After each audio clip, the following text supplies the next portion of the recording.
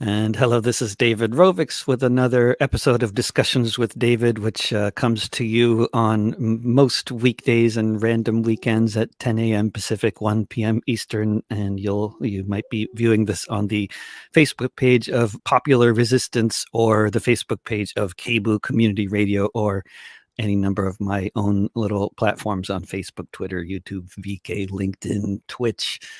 And it goes out as a podcast afterwards if you look for This Week with David Rovics, wherever you get your podcasts. And today we are with a wonderful panel of artists who are all contributors to issue number 51 of World War III Illustrated, which is a fabulous sort of publication in print and now also online, and with a great website too that's been going on for like 40 years now. And there Susan has the latest print edition. Wow, so colorful. Oh, we have multiple print editions in different households.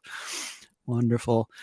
And so there's just starting conversations is always the hardest part because there's a zillion places to go. But I'm just I think it's 2020. We're in the middle of a pandemic, and things are all very different than they normally are. And I thought we might start with just talking about how the pandemic has been impacting anybody's art and work, and how you guys are all surviving to whatever degree you survive as artists. I don't know, but it's a tough time for artists and other cultural workers and a whole lot of other people.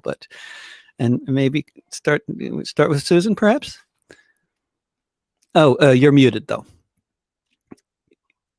There we go. There you go. Hi, everybody. Good to see you. I'm pretty much isolated at home, but the movements keep on going on. So artwork is going to immigrants' rights stuff and Black Lives Matter here in Milwaukee, and doing weird things like painting flags for people, making masks. But the isolation is really hard.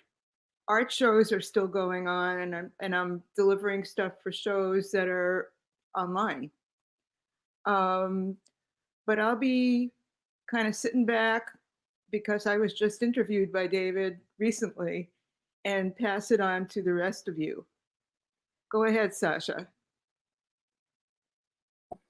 Hi, everyone. I'm in Brooklyn, New York, and yeah, I mean, I usually, my sort of main job is teaching. I teach actually pottery, ceramics, and I've had like I've been laid off, I've been on unemployment, I've had some teaching, so it's definitely been hard. But yeah, same thing. I've been trying to make art for, flyers and posters. I've been, I just printed, there was a zine that I compiled that Annabelle also contributed to, that we were going to have at the New York City Feminist Zine Fest, but that was in March, like March 20th or something. So that's been indefinitely postponed, but I decided to print it finally because it's just a great zine, and I'm hoping to, sell that a little bit among online or family and friends, and save it for when hopefully there can be a zine fest again.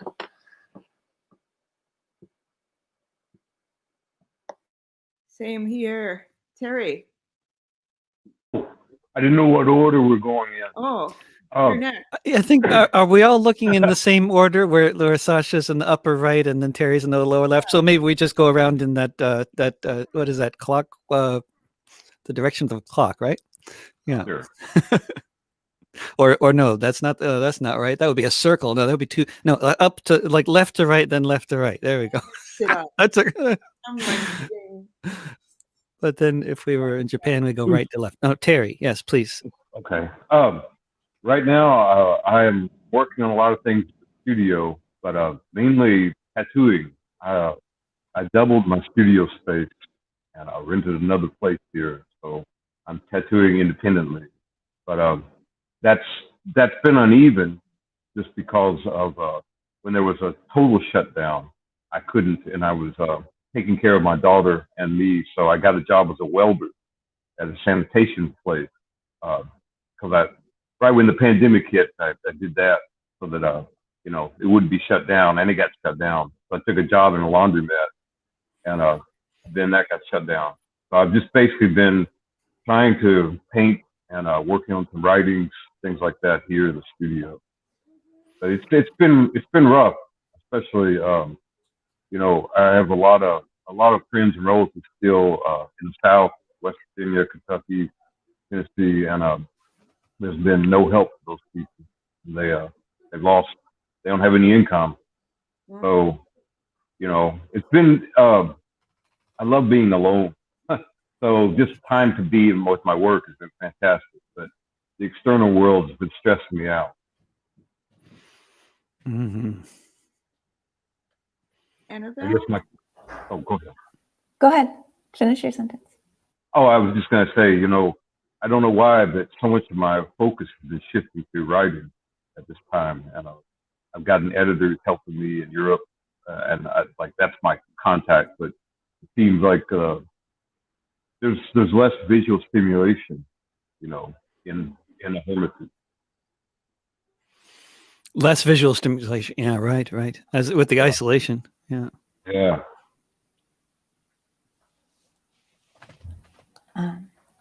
I'm in Brooklyn, New York, and let's see. I feel like it's like this moment makes me realize how important art is. Just as like this is something that shows us the possibility of the cracks that will allow us to organize into whatever. Like imagination is the only thing that is going to save us from pandemic and uprising and fascism and climate crisis. And so it feels like a really good moment to sort of lean into that making and creating. And yeah, the flags and masks and flyers that Sasha and Susan were mentioning are a place where you can see like imagination is the only hope to save us all. So thanks. I would definitely echo that.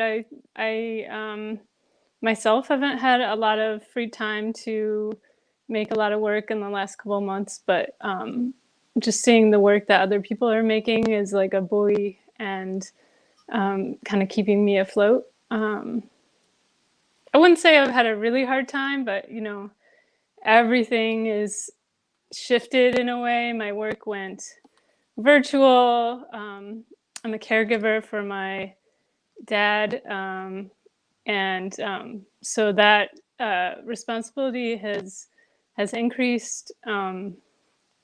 And just being in Detroit, and the pandemic hit us pretty hard early on. People already have a really hard time in Detroit, so it's just been a challenging time.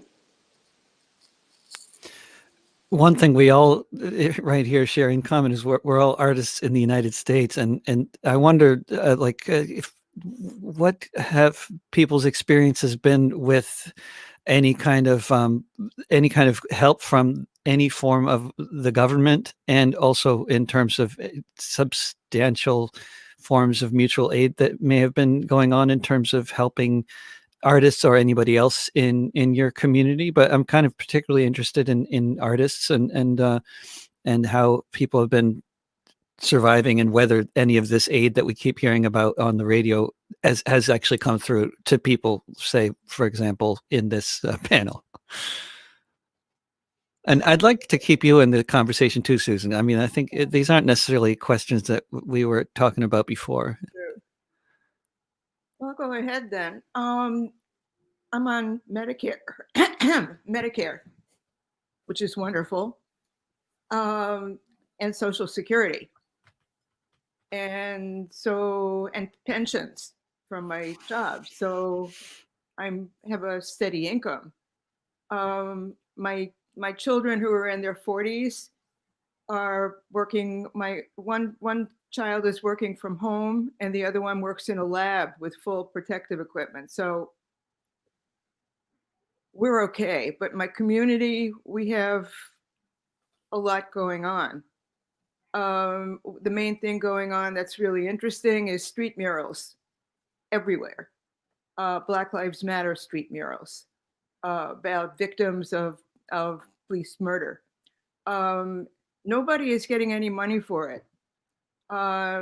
Some people are getting a little, not government money. Communities and people who own stores are contributing money for supplies and to the artists.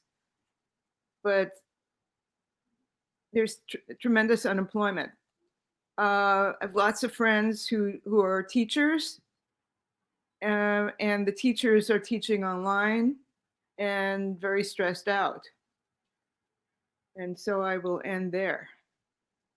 That's great. I love it. It's just what you've just been saying is also like, you know, we're all in such different situations. Everybody, you know, depending on where you are and what, you know, your generation and whether you have another job or whether you own a house or you're renting. And I mean, there's any number of things, but I think it's all totally relevant. So I'll just butt out now. And after that little comment, Sasha, please.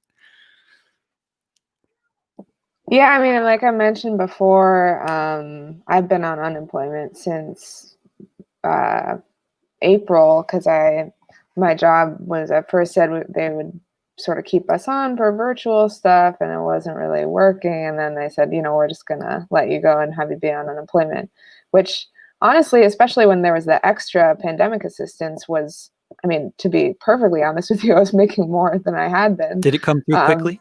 And it for me, it did. I definitely heard people that had a lot of issues with it in New York. And, you know, actually even one of my coworkers didn't get it for a long time. And they were like tweeting at the Department of Labor because you couldn't like call them. So that was interesting. But for me, luckily, it was fine. And then, I mean, it's just been an interesting calculation with like when there are opportunities to go back to work, whether it actually, I mean, I don't get very many hours. I'll go, like, you can teach this class for 2 hours. So is it even worth it? Because then I don't get unemployment for that day. So it's kind of a weird patchwork of things. And it's kind of interesting. But I think that pandemic assistance obviously should have been continued because that really like did help a lot. I mean, it made me be able to go through this without being worried. Because before the pandemic, your survival was probably consisted of a weird patchwork of things, right? I mean, it was Yeah. that's how it is, right? But then with the pandemic, it's a whole different weird patchwork. Yeah. And a more selective patchwork. Yeah. Yeah. Terry? Yeah, when normally I teach and I sell my art, my tattoo, and if there's ever a lull, I've done a lot of trade work and things. I could jump into that, but when everything dried up, I didn't think I would get unemployment, so I took a welding job, like I said, and that all the customers, you know, CVS and things, went on a will call, so they didn't. They rebuilt sanitation equipment, and so that dried up. So I applied for unemployment here in New York State and got it, and that helped. But I've noticed like my tattoo, like nobody's buying art, obviously, and there's no teaching, there's nothing else. So a third of my tattoo customers have been making their regular money and have nothing to spend it on, so they're spending more. And a third of them are struggling, and a third are destitute. But that's, you know, I have like I said, my daughter, she worked in Kentucky most of last year, even though she's here, and so her unemployment had to come from Kentucky, and it's probably the worst, or one of the very worst states I've dealt with their unemployment. They crashed their system. They've got 100,000 people that have received nothing so far, and just dealing with that, it's beyond Kafkaesque. I've had to go and sleep after dealing with it and help her. So these terrible stories of people like losing. There was an old man, and he said, you know, I need what was that? I need my water, I believe it was, or something that powered oxygen equipment, something like that. I was reading this online as I'm looking at trying to get in touch with the unemployment agency. in Kentucky, and he had tried everything, and they were shutting it off. And he said, they don't know that I'll die. Like when they shut it off, I am dead. And it's madness. The funniest thing is I've had a lot of people, because they've got substance abuse problems. I don't hold this against anyone, but I still, like I said, I have a lot of hillbillies that I'm in touch with, and they've gone insane. And I shouldn't laugh at it, but they laugh at it. But they quit drinking, or they quit taking pills, or they've lost their psychotropic prescription. And those, one guy told me he's a veteran, and they cut off all his benefits, and he was coming to New York to see me to get some tattoo. He had proposed to a woman and driven his truck off a cliff. And it was just, you watch this, and I finally realized when this is happening, like I said, I shouldn't laugh at, but it's the madness of life, that they've just gone nuts. Like whatever it is that's been sustaining their brains is gone. And one guy went for a week. I watched on the computer here in my studio as he went absolutely nuts, prophesied, spoke to Jesus, promised to invade New York City, and finally got calmed down. It's been madness in one way and another, good and bad. Yeah, if just visiting Jerusalem can make some people go crazy, who knows? Reading the Bible, all the serial killers. Yeah, so. Annabelle, how about reflections on survival?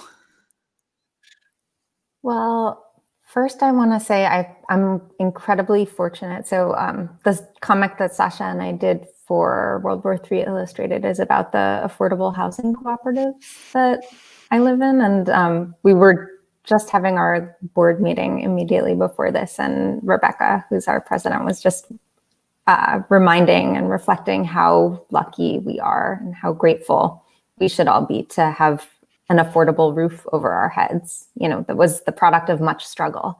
But yeah, and I work for paid work. I do corporate research and policy research for a number of labor unions and racial justice groups. And so I've been able to do that research from home during the pandemic. So I personally am very, very fortunate. I've many loved people who have survived COVID and are sort of playing a role in the uprisings. And we're engaged in a big struggle right now to stop a fracked gas pipeline through Brooklyn, because obviously fracked gas in the most densely populated city in the country, great idea. Wow. So yeah, I've been getting to work with folks from the No North Brooklyn Pipeline, Brownsville Green Crew, and yeah, so just personally really grateful, and also watching and sort of trying to think of how to play the best role possible in the multiple forms of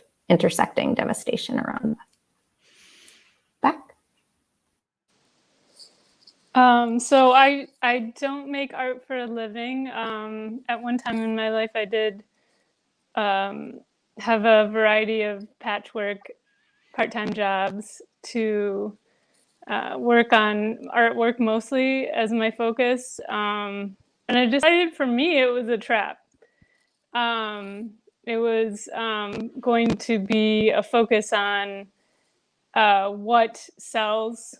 It's very hard when you are struggling to pay rent to think about what art makes your heart sing instead of what's going to sell. So I guess right now I don't have as much time for art, but I'm fortunate that I don't have to sell art for a living. But I respect anyone for any path that they choose. So I'm a full-time speech language pathologist in Detroit Public Schools. And that itself has been a challenge. But how is that working out online? Is it all online? It's online as of this week. Until this week, this school year, we had about a third of the student population going into the schools. And I also worked in a hybrid model. Yeah, I mean, I think working in a district like this is challenging in the best of times, but it's also like a source of joy and hope because just being able to work with young people and all the amazing teachers and it definitely like contributes to my resilience whenever I'm not in a moment when I'm exhausted from work. So just for the record, here in Portland, here in Oregon, there are, last I heard, there were 400,000 unemployed people. 100,000 of them are gig workers. Of those gig workers, I think 70,000 of them are still waiting. So it's really like Kentucky, and I am one of them. And actually, I'm not still waiting. I got 16 individually mailed rejections in the mail yesterday. And I first applied at the beginning of April for unemployment. But I'm one of the lucky ones who has other sources of income like crowdfunded patronage, which is But it's crazy with the employment department out here in Oregon. It's very much like Kentucky, which people might not realize. And I've been hearing about the competent employment department in New York, but one of the things that's been a lot in NPR, various other news sources that are often discussing the state of society and the decaying state of society and the lack of money with the lack of a second bailout. And, one of the things that this is leading to for a lot of people is just a reevaluation of everything about how this whole society works, about of course why it is essential workers are the ones most often dying of COVID-19 and the inequities in society that are so starkly exposed by the pandemic and by the inept government response to it, and everything else is causing a lot of reimagination and reevaluation of the whole reality of what we might call latter-day American capitalism. But I wonder if people have been thinking a lot about that more than usual, about how we might have a society that is both not just more equitable in general, but also some kind of way that artists could actually prosper and create and not only survive, but really just whatever comes to mind as far as the problems that exist in this society for trying to be an artist. And also along with that, I wonder if to what degree is the struggling artist notion actually accurate? How much is struggling helpful, and how much is it not helpful? Because I think there's a real kind of weird dynamic there with that in my own life as an artist, and I wonder if any of that, if people have any reflections on anything related to what I just said, starting with Susan. Does that? Yeah. Well, I should just say that I'm an RN. Retired. So the struggles that people are having on the front lines and the lack of protective equipment, and a lot of my last job was working in a high school as a school nurse. So people I know are on the front lines, and I'm following what's going on very closely and know exactly what's wrong on a very professional level on how things are being mismanaged, and it's very frustrating. But again, World War III is exactly that question, the world we're fighting for. And the topics that we have picked and people pick for this issue are very much those questions. The society we're fighting for is one where we don't have to be in the streets demonstrating and getting beaten up and arrested to bring issues out into public view I mean, the power that we have is to create the issues and the focus that bring people together against an unjust system. And that's, I think, at the heart of what brings us together as artists. In terms of a society that respects artists and where people can make a living doing art,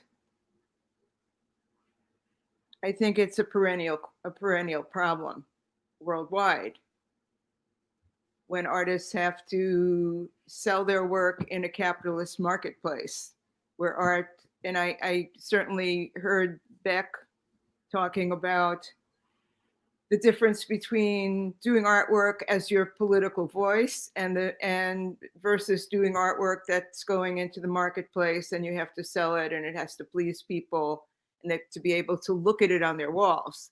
And many of us do artwork that people would not want to have to look at every day because it's really pretty direct and harsh. Throw that out to you all.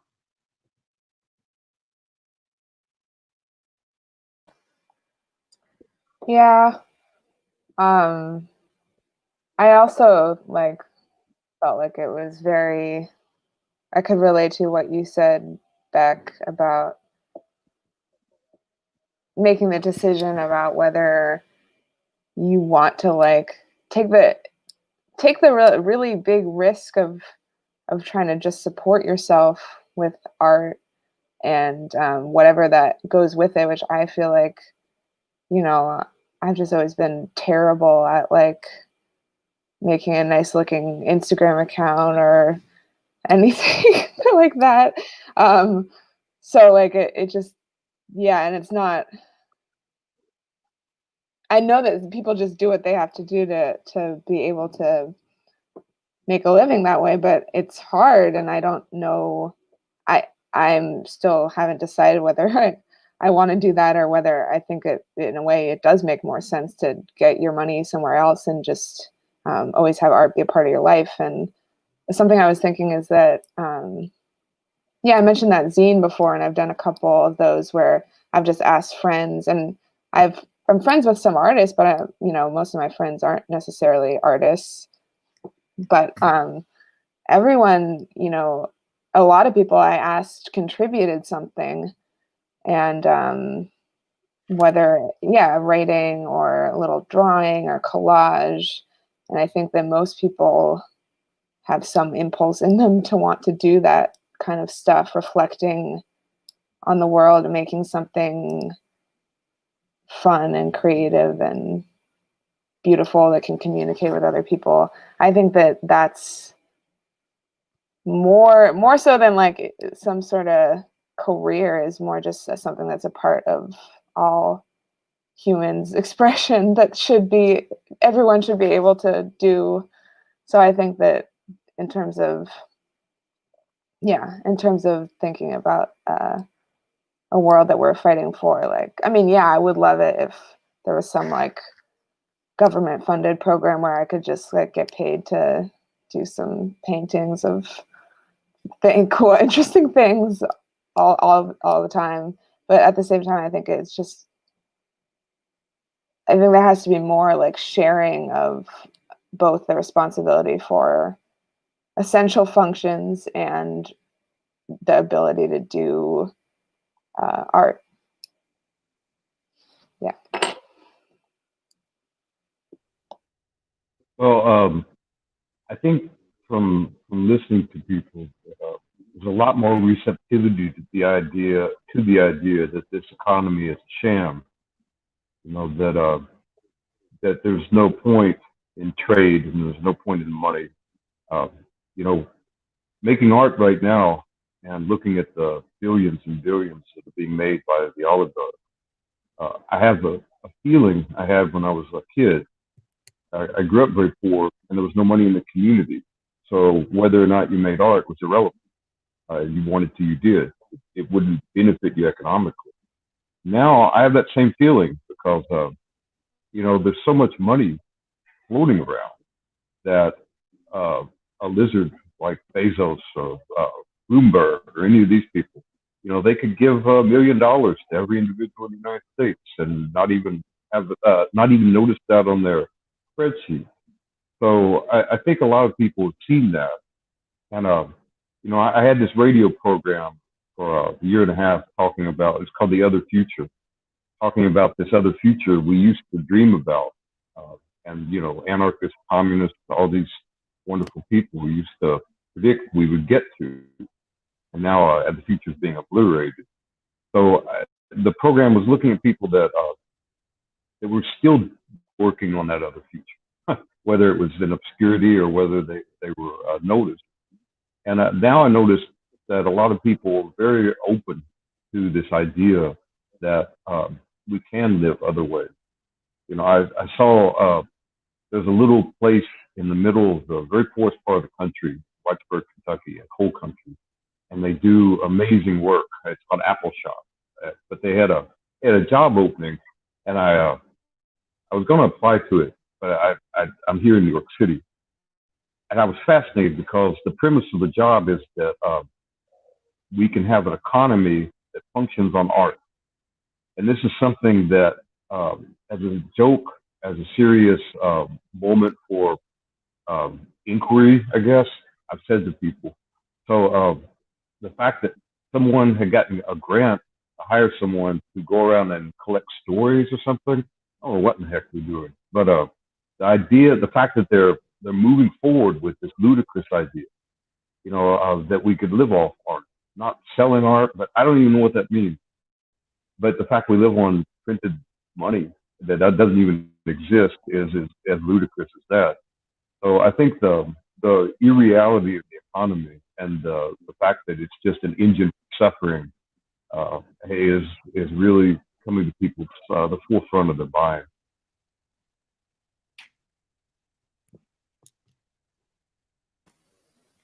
Yeah, I really agree, and it really resonates what you said, how much this sort of shows up the economy for the lie that it is.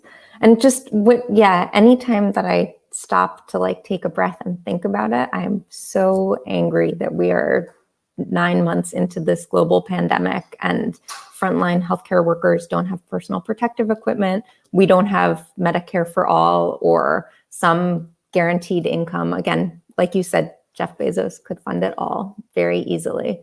And just remembering that we live in a world where if people had enough money to live, many of us would be creating in different ways. And, thinking anything from the Works Progress Administration, where they really did just pay artists to make art, to, similar systems exist in Canada today. It doesn't, the world doesn't have to be this way. And sort of how can we imagine that? I love the way you said it, Terry. I'm not capturing it exactly, but the sort of the future that we want to build. So yeah, thank you. Beck.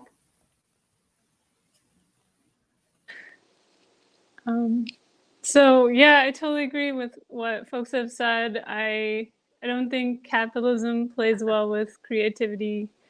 And unfortunately, that's the reality that we live in right now, at least. But I guess there were two main things that made me choose to not try to make art for a living. One was that I knew an artist who was extremely successful. Had pieces in the MoMA, had a studio that printed her work, had administrative assistants who read her emails and responded and scheduled her flights. And what she said that she wanted most in the world was she wanted more time to make art.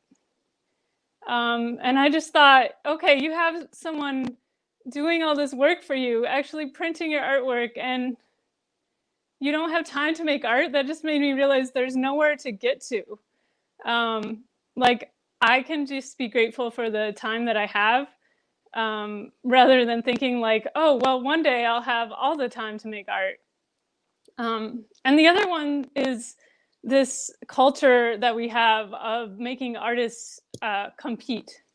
I'm really opposed to this this way that people put out these competitions. And I realize I'm in a privileged place financially now, but I refuse to submit my work for any competitions. Every time someone sends me something like that, I say, well, I'm not going to apply.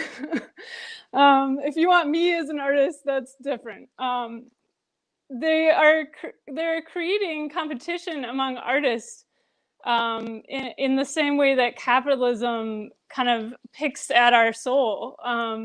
This is not what makes the best art. Artists are meant to cooperate. And I don't think the competition aspect of it is very helpful. It's very damaging, actually, to artists and their psychics. So I really don't know what the answer is, but I think it has to do something with what Annabelle said earlier about the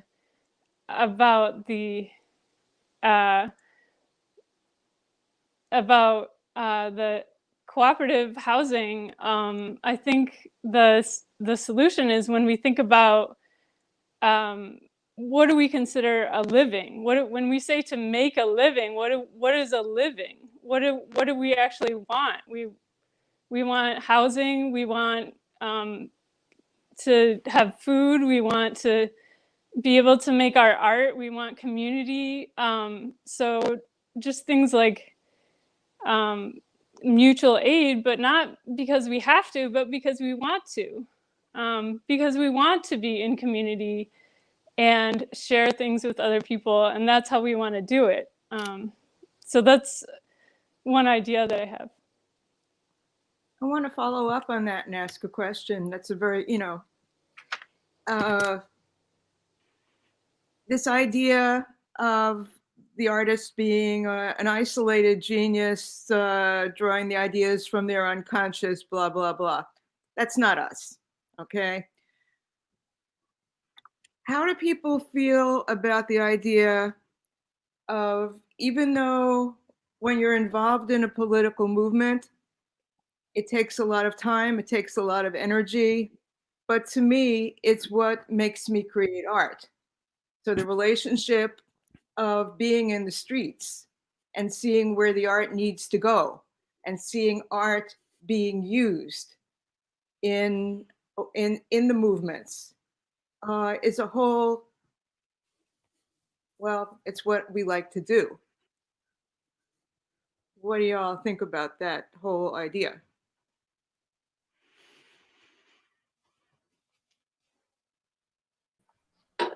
Yeah.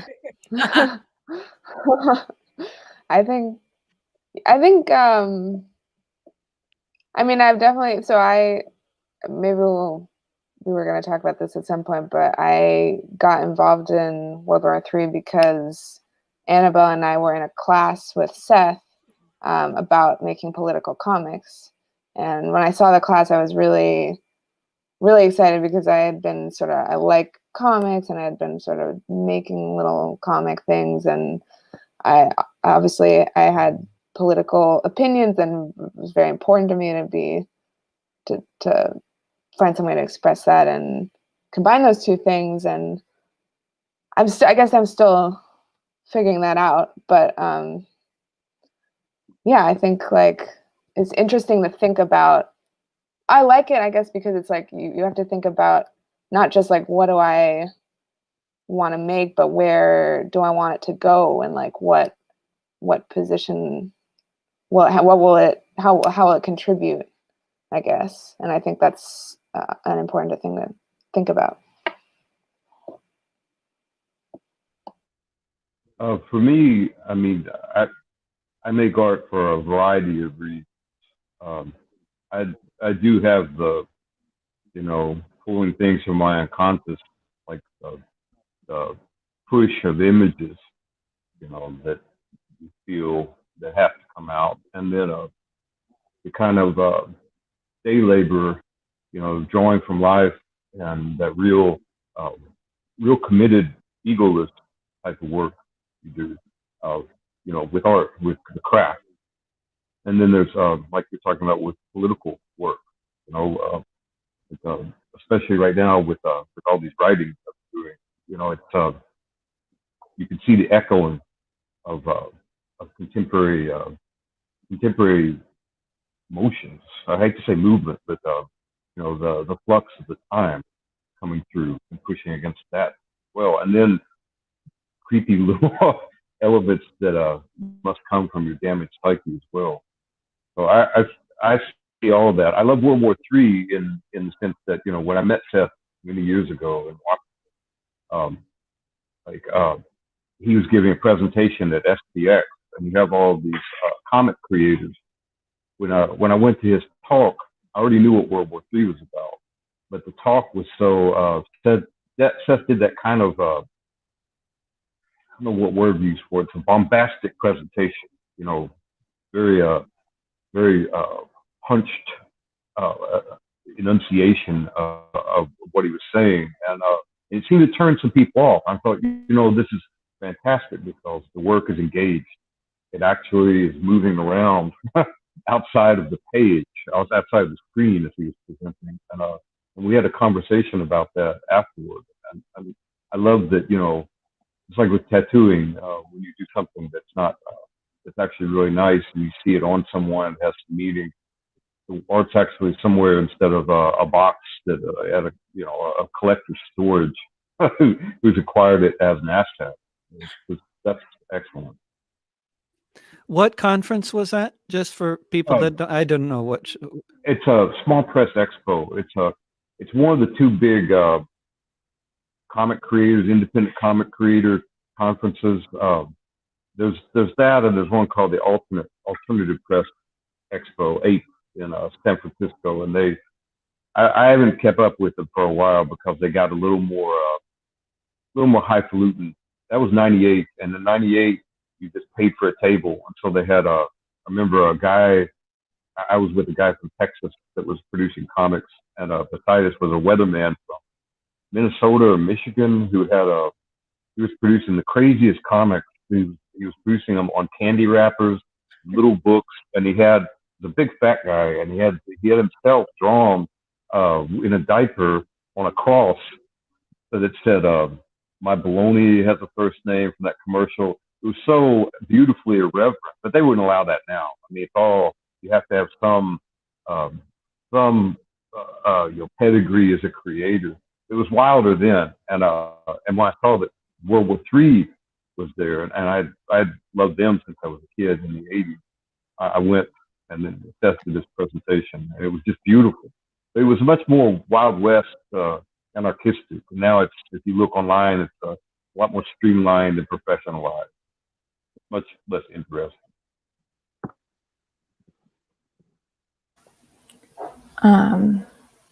Yeah, I think one thing that I appreciate about what Seth says, I think getting back to your question, Susan, about art and activism, is just the reminder that it's like capitalism is going to make you think that you need to choose between making your art and sort of being active and political in the world. And like, just Seth is really good at that reminder that like, you don't have to choose, that the two feed each other. And like, if you feel like you have to choose, that will impoverish you.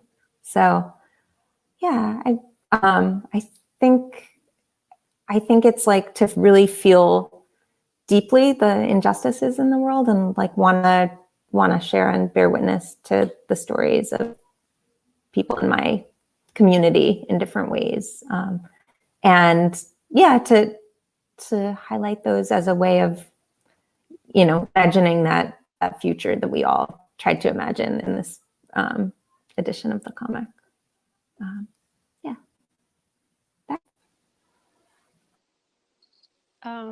I guess for me, I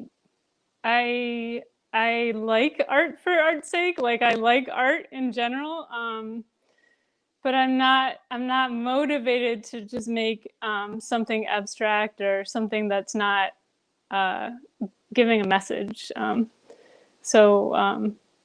So that's, I've just always been like that. I just always feel like I need to feel the passion and the purpose in order to see it through.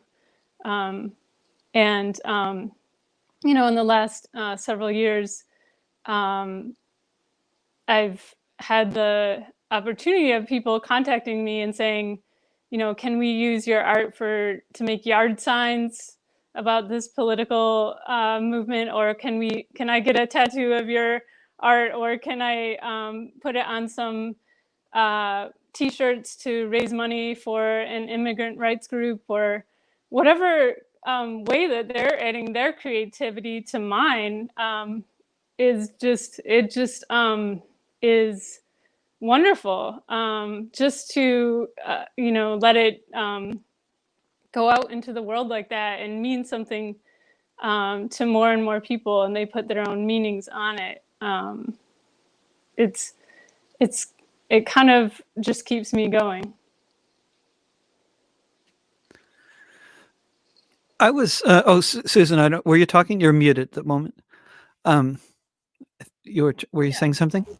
I was just going to point out that we're writing our own stories as well as doing the drawings, or collaborating with somebody who's involved in the same issue.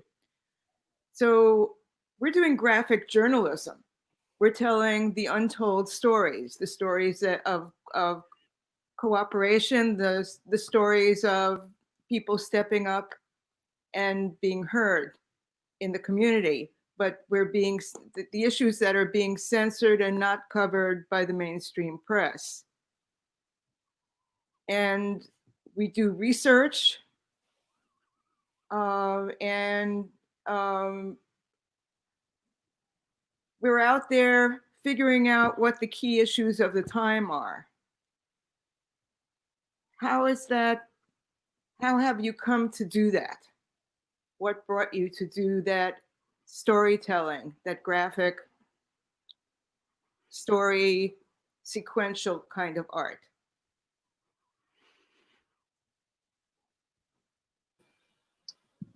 Well, I was thinking about this because you said that this might be one of the questions that you had, and I looked back at some old notebooks where I think the first comics I did were like this, you know, street scenes in New York, or like this funny job that I had. So I don't know, I just felt like a nice way to like kind of, yeah, capture a scene and make something more permanent that I wanted to remember. And so what the comic that I did for World War III Illustrated was with Annabelle, about the co-ops buildings that she lives in. And because of a job that I used to have at a nonprofit that worked with those buildings, we knew each other before. And I had actually done some interviews with members of some of her neighbors, like oral history type interviews. And that was something I was really interested in doing, because it was just really interesting to interview those people, and it helped me really understand, you know, I'm sort of new to New York, and it helped me understand New York a lot better, and that neighborhood, and just, you know, a lot of things about housing. And I think it's easier to understand a lot of those big picture things through somebody's story, because it's very relatable, thinking about, you know, there's just someone's life. So then, yeah, and so then that just kind of, we put it into a comic format. And I think it was really cool, and it was fun because we got to show it to them, and I think they appreciated seeing that, you know, or they felt like in some way that it did accurately represent that experience. You know, we tried to really include details, like we looked at photos of things, or we got old photos from them. And for me, it was like a personal, I liked, it was really satisfying to know that like we had thought about those little details, and it really felt like it made a difference to the story.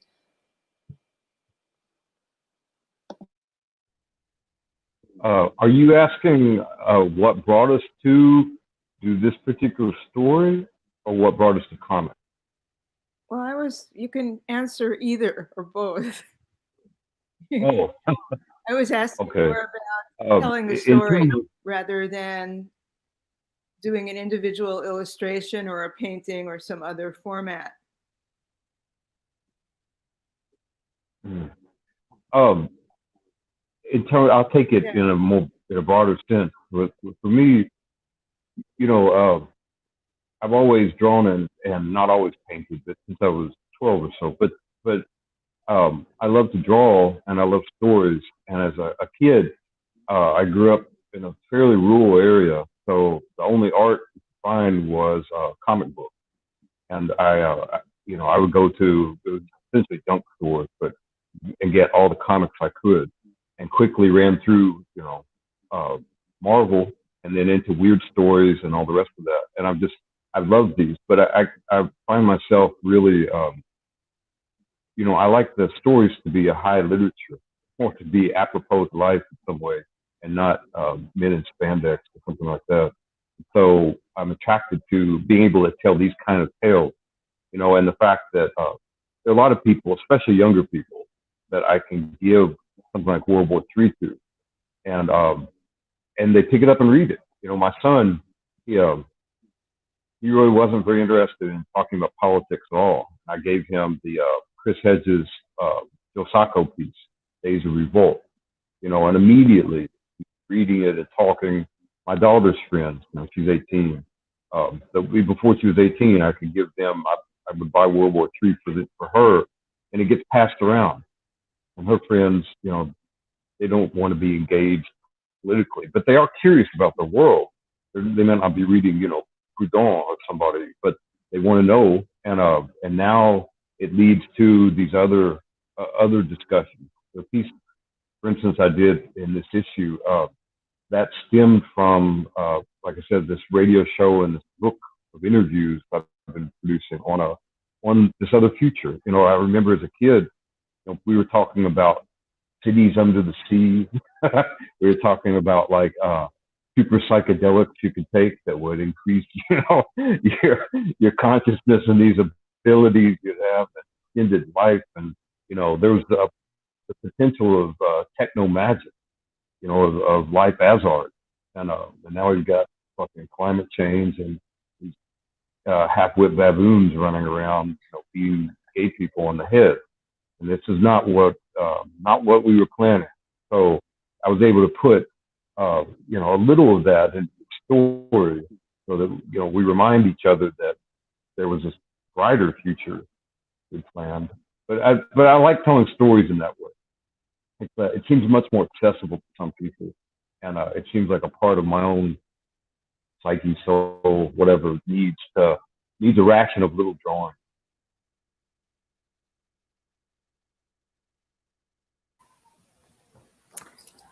It's such a good question. I've loved comics, I would say, since I was like 3 years old, and I can still recite Where the Wild Things Are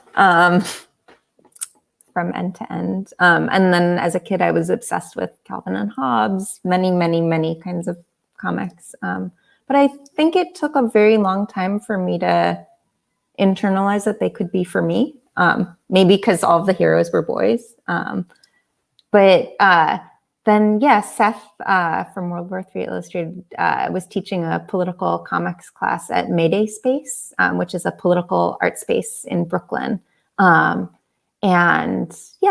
think that was what really sort of gave me the space. And so Sasha and I worked together on this comic about the history of my building, which was cool because we got to partner with UHAB, the organization where Sasha used to work, and Interference Archive, which is an amazing movement art space and archive in Brooklyn, New York as well. And so just sort of getting to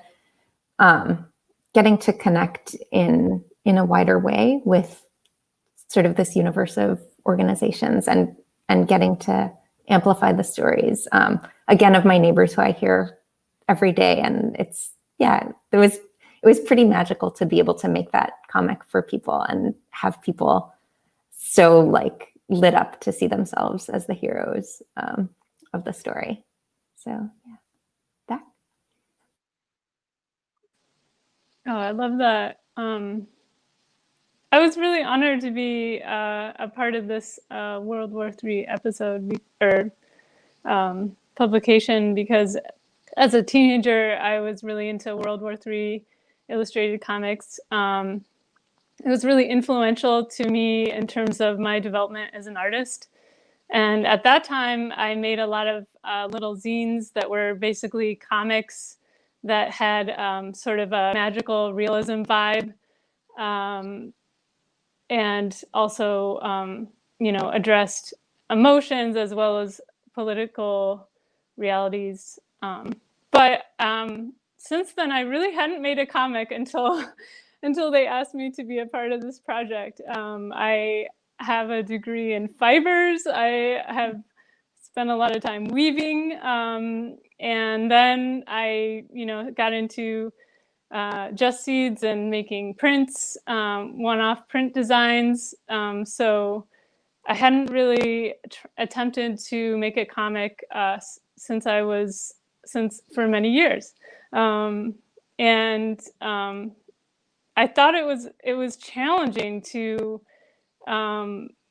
play all those roles and to create the format and fit it all into a couple pages. But like, definitely a worthwhile challenge, and I was really excited to see what everyone else made as well.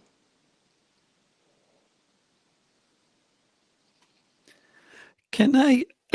I just want to sort of going off of some of the things that folks have said in response to a couple of the different questions about the about art and the idea, the sort of, I guess sort of the different ideas of, on the one hand, art is something that anybody can do, and we all have the capacity to create art and to express ourselves in all sorts of different ways, on the one hand, but on the other hand, there's some kind of objective, perhaps, I know it's a very loaded word, but if we can use like idea of whether something is really good or really working. And like, as a musician, as a songwriter, I simply say to people who are wondering how to write a good song, well, if it's a funny song, sing it in front of an audience in a quiet room where the audience is actually able to hear you and everything. They should laugh. If it's a sad song, if it's about, like, say, a refugee who died, and you're singing it in front of a group of refugees who speak English, they should be crying by the end of the song. Otherwise, it's not a sad song. Otherwise, you failed at whatever you were trying to do. If you were trying to write a song that would move the people you're writing about, then if they're crying, it worked. And I just wonder if on that whole question of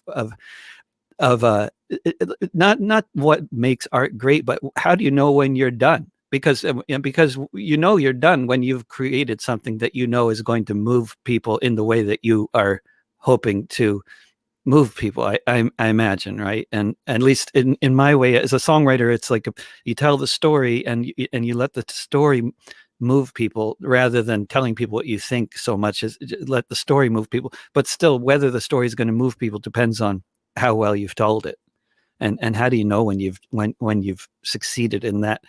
And I think I have no idea what your answers are going to be, because I think the medium you guys are working with is so different from mine, and it's so much less immediate. You write a song, you sing it, 3 minutes later, you know whether it worked. I just have to say that things that I did 50 years ago have come back big time, which is really strange. So things that I did about during the Vietnam War period and for the beginning of second wave feminism came back for the 50th anniversary into art shows and publications. And at the time, I thought I was doing it this week, and it went in the paper, and then the paper went in the trash. It was an idea specific to a time. And then that's happened repeatedly, where things come back. People are contacting me to use artwork that I did 20 years ago and 10 years ago. And at the time, I was just like, okay, I'm in my house and I'm doing this because I think, this is what I'm thinking about. And I think it would be a good idea to do this. And so I think there's more of a lag time with us.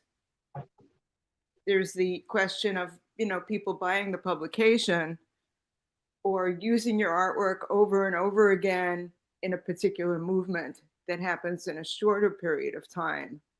But I think we're playing a long game.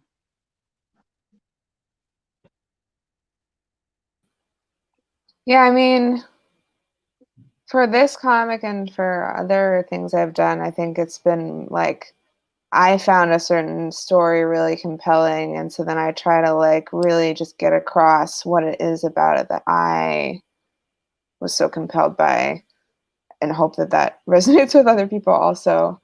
But I do think like there's some just technical things of like, especially like the story we did for this, just clarity, because it's kind of like complicated, and it's actually something that took place over like 30 years or more. And we're doing it in like 4 pages. And so just like making it actually hang together, not only, I wanted it to work on the level of the people who were involved who would be reading it, but obviously also on the level of someone who maybe doesn't even live in New York and doesn't know anything about this. I think that was kind of a really big challenge. Yeah, and then I also was I was trying to really focus on the clarity, and then sort of just getting the story across, getting people to know these women that we were talking about.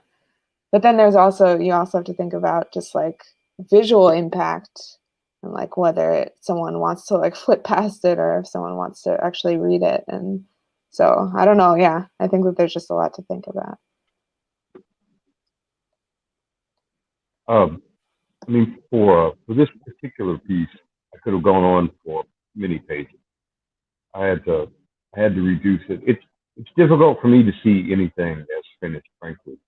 You know, not to be silly about it, but it's almost like with art, you can see if it's a comic or a painting or even a piece of writing, the illusion of time. Because you change and you see something you've done and you realize it needed much more. It could have much more.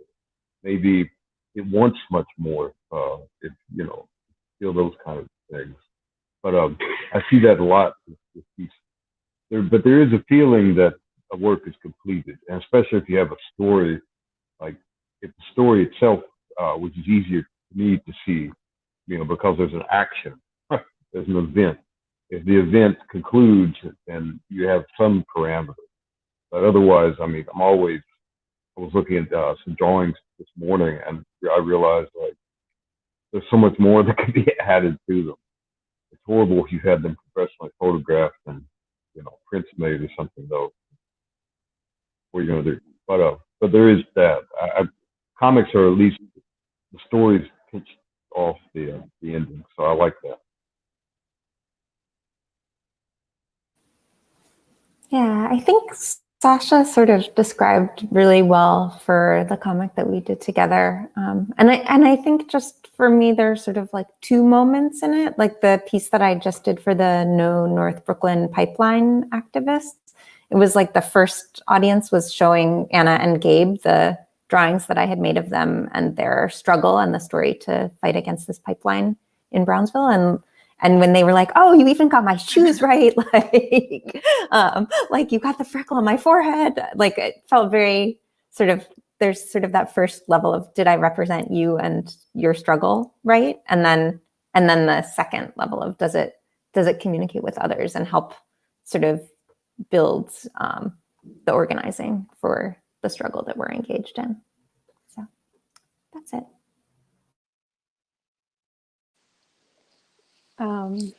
Well, I agree with Sue that in some ways, when you make art, you might find out years later. There is sort of a long game there. I do think, at least with certain types of art, you also can these days find out immediately with social media. Not that you should make all decisions based on how many likes you got, but there is like kind of a really quick poll going on about how much it resonates with people in your circle. Um, in terms of making sure something has the impact that you want it to have, over time I've had to really work on that. I wasn't really good at that at first. And I do still, if I am feeling kind of uncertain, then I will ask someone, not necessarily an artist, not that I don't respect artists' opinions, but more someone related to that field. So if it's about indigenous rights, then I would ask someone that knew a lot about that and was involved in that struggle, how it resonated with them, rather than necessarily just asking another artist.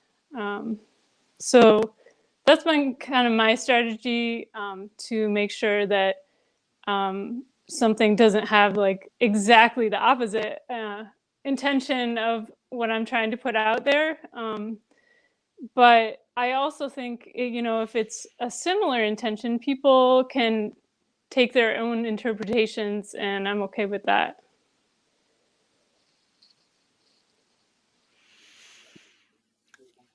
Susan, do you have maybe another brilliant question to ask everybody before we wrap up, perhaps? I thought we were wrapping up. I mean, we could wrap up, but this is going so well, and there's so many wonderful participants, and it feels like going a little longer would be nice if everybody's up for it. Sure.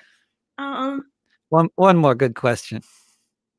Well, I just like to point out, especially to people out there listening, that doing these stories is very, very time consuming.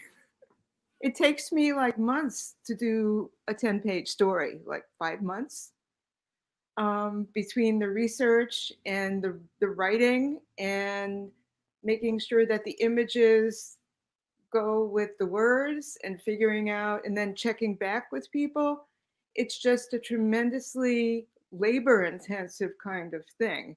And when going back to what David was asking, I think it would be pretty much impossible to get to quantify in money how much labor goes into this kind of art.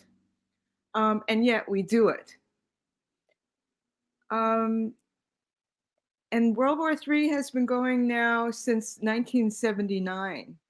So there's and the people who do the artwork for it have changed, over and over again, new people coming in, other people dropping off. This all happened before graphic novels were a thing. It was a predecessor, it was a forerunner, it was a pioneer of all of this. What do you think, everybody, about this whole idea of the amount of labor that goes into these, and are you hooked? Are you going to be continuing to do this?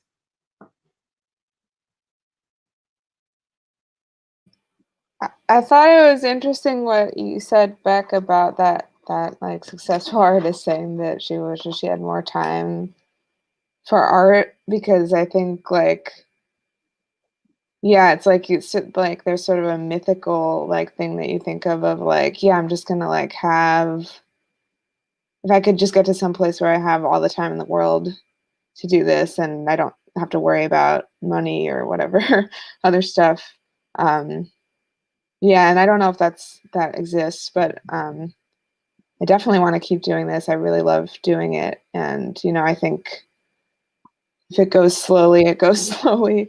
And something. I mean, I sort of thought like when we were in our first lockdown that I was like, well, here you go. Like I'm unemployed. Like I have all the time in the world, and somehow, it's interesting because it's just maybe it wasn't the right mental space. It wasn't the right inspiration.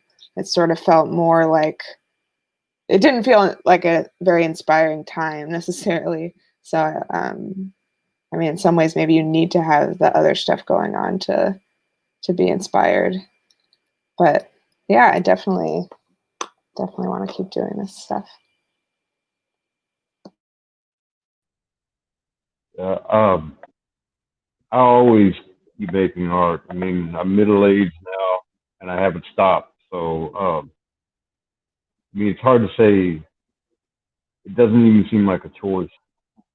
You know, I don't say that um, joyfully or regretfully. It's like the choice of, of breathing or things. I do wish there was a way that we wouldn't have economic war. I've, I've been very poor, and I've been high on the hog too. And I've noticed that, there's a certain amount of money you make. Me feels like fortune, but it's actually a cutoff point unless you're pathologically greedy and you no longer think about money. And all of a sudden, it's like when I moved to New York City years ago and I didn't have a car. You realize all of the cognitive space that gets eaten up by worried about your serpentine belt or your radiator or your insurance or your license or all the rest of that. And so there's a certain amount of cognitive space, even spiritual space, that gets eaten up thinking about money and bills. And those several times in my life where I made ample money, all of this, like I've spent days in the studio and tripped over, that excess space that I used to worry about rent or worry about insurance or whatever. And when they come back, I feel the encroachment. So I won't quit. It's not even consideration. But I wish there was a way. I'm trying to get back to those moments of being high on the hog, to help.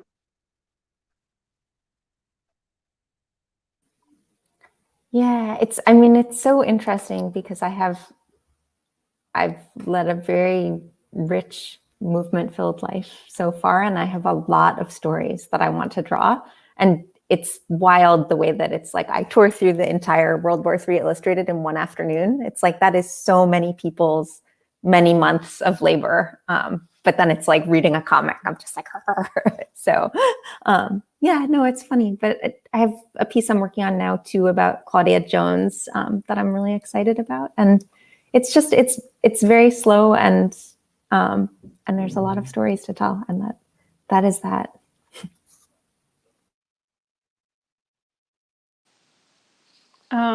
Yeah, I worried a little bit when I decided to not make art for a living that I would kind of lose my ability to gain inspiration from the universe, that the inspiration would just stop coming to me and I would be like blocked out of any of that floating inspiration in the air. But that didn't happen. It's just part of me. It's not going to stop. I do think comics are a lot of work, but I would love to continue what I started in the World War III comic and make something about housing discrimination in Detroit, or more broadly. But I would probably want a researcher helper to do that aspect of it. But just in general, in terms of making artwork, I just continue to work, but slowly, and I just try to send out messages for thank you for your patience. Thank you for your patience as I slowly get my art together.